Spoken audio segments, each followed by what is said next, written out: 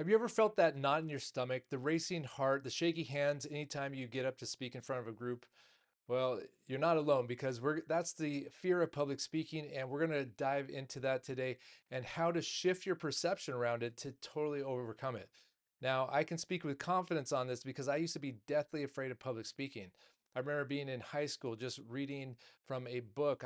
My voice would start to tremble and shake, and anytime I had to give a book report up in front of the class, my palms would get super sweaty.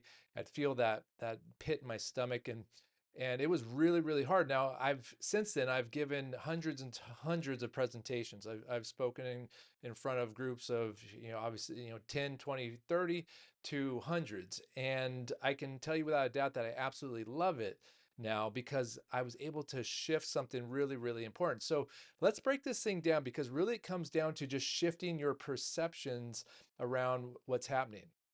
So objectively, what is happening? You're speaking, you're standing and speaking in front of a group of people. So why are we so afraid of it? What is it? There's some limiting beliefs behind this, that are really impacting a lot of people, but a lot of it is really physical too. And that's the piece that I think can help the most people is understanding the physical nature of the fear of public speaking. So when we're having that response, what's happening physiologically? Well, that's a stress response, right? We've all have been stressed in different situations. If a car is coming at you quickly, or if you're afraid of spiders, you see a spider, or you hear a loud noise in the middle of the night.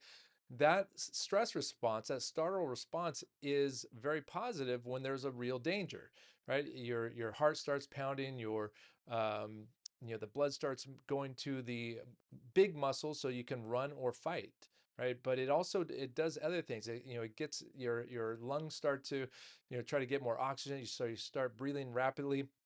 That's really good when there's a real danger, but when there's no danger, that is not great because it takes you in out of your prefrontal cortex into your thinking rational brain, into your fight or flight reptilian brain, right? And so let's take a look at what's really happening when we're in front of a group of people. Now, have you ever been in a situation where uh, you're in a setting and there's people all around you, and it feels like somebody's either looking at you or maybe behind you? You haven't seen them yet, but you can feel it, and even maybe the hairs on the back of your neck may go up, depending upon the situation. Right? There's a sensory experience happening in that moment. Sure enough, how often has this happened where you turn around and there was somebody behind you or staring at you, all these different things. So there are energetic fields around all living things, right? There's magnetic fields, right? And because of that, there are fields at play. There's very real physical fields that we're not usually thinking about, right? We're not thinking about them because we can't see them.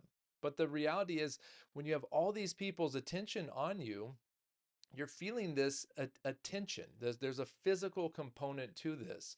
There's also an emotional component, right? And however, let's just talk about the physical.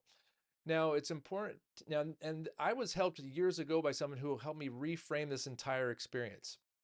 Right? They helped me understand that this was actually a physical experience and a physical reaction happening in my body, right? So I had somehow created a pattern, right? Our brain and our nervous system creates patterns all the time. I'm sure many of you listening to this, you know how to ride a bike, but you don't have to practice riding a bike. You just know how because you learned, and your brain created the neuroplastic pathways so that you can jump on a bike anytime and know how to ride that bike.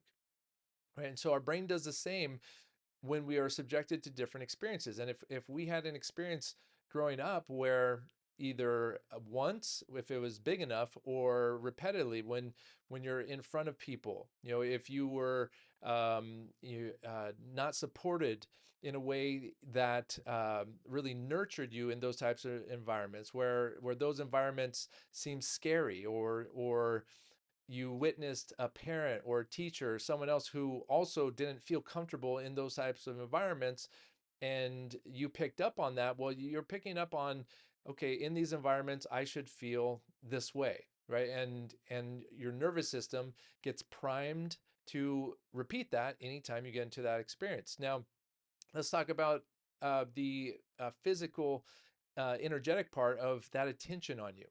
If you grew up in a situation where you had to where you were constantly in a stress response, right? If you there wasn't a lot of security or stability growing up, if you were in a situation where there was people yelling and it was just not clear on whether or not you were safe or not, well, then you're going to be much more, potentially much more defensive, right? And be in defensive postures. And when you're in new environments, new people, all these sorts of things. And so now you're in front of a group of new people. There's this energetic attention towards you. And so it's very natural for you to go into a stress response. In fact, your nervous system is primed and designed to do it at this point. So what it's really important is to reframe this. I had a friend and mentor of mine teach me this, and or really ask me some questions. She asked me, she said, in those situations, those people that are at your workshop, are they are they sending you like negative energy? Are they hoping that you just totally bomb and fail? Or are they actually admiring you in those moments? That the fact that you're public speaking, which most people are also afraid of. So they're admiring you for that, but they're also admiring you because here you are taking time out of your life to share on one of the most important topics in their lives, right? You're doing this for them. And so the reality is that people are actually sending you either positive energy, positive, attention, or it's neutral. It's very rare that you have, these people just sending you like just hoping that you mess up, right? So the reality is that what you're feeling is just attention. And if you grew up in with defensive strategies and putting up shields around yourself, then what happens when things are coming towards that? If you're trying to put up a shield, and this is not conscious, right? Then you are going to feel pressure. You're going to feel the tension. If imagine it like a bubble around yourself, you're going to feel tension, and when your body feels tension, then that stress response is triggered even more. So when you can reframe the awareness that these people are actually there because they admire you for speaking on the topics that are the biggest topics in their lives, you can now reframe it to understand that that's a positive energy that you can use for fuel, right? And breathe into it, right? That's the first step is awareness of the reality of the situation, right? The second is awareness that you can, when you find yourself in that stress response, instead of not breathing, instead of creating more stress and tension, breathe into it, with a smile and breathe into that energy and so that verbally with your crowd, being authentic and letting them know, say, hey, just so public speaking is not my favorite thing. In fact, I'm actually feeling pretty nervous right now. And so I have a special request. I just ask that you send as much positive energy towards me tonight. And if you see me fumbling or stuttering or anything, it's not because I don't know this. I know this inside out. It's because I'm just a little nervous. However, I realized recently that I no longer had the luxury of not speaking up. The information that I'm about to share tonight has the power to transform your life or the lives of your loved ones, like it has for so many other people who have come to these classes. And so I realized I no longer had the luxury of not doing this. And so I really appreciate all those good vibes you send towards me. Right. So what do you think happens when you do that?